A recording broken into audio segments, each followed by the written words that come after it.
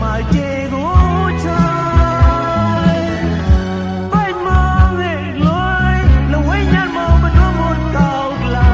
lo lon klai na chum me koi kha mo wei klot cha no ha dai de sok sa pa ka no cha yo ra kaw ba ta na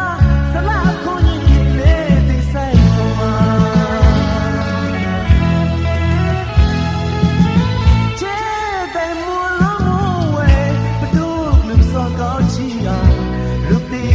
my jego chai bai ma nge loi lo wei nyan mo ba do mo tao la lo lon klai na chum me koi kha mo wei klot cha no ha dai de sok sa pa ka no cha yo ra kaw ba ta na sa la ko ni le ti sai ko ma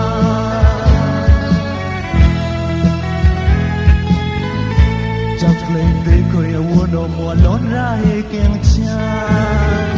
riga hama a tiny me sai kama just like they could have won no more lonra he can cha riga hama a tiny me sai kama kaw he lim la they got lam yam or kaw no pong mang they fear the dai cha ni kaw no more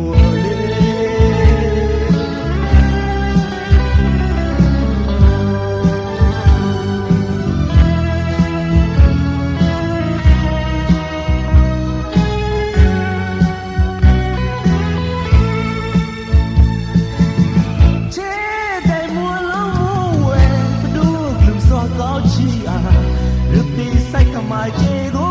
chai bai ma nge loi lo wei nyan mo ba do mo tao la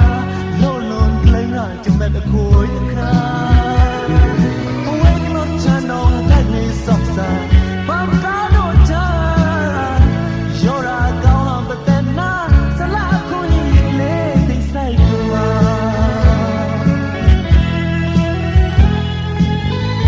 just play the no more lonra he can chai a riga hama ba tai ni mi sai kuma just play the no more lonra he can chai a riga hama ba tai ni mi sai kuma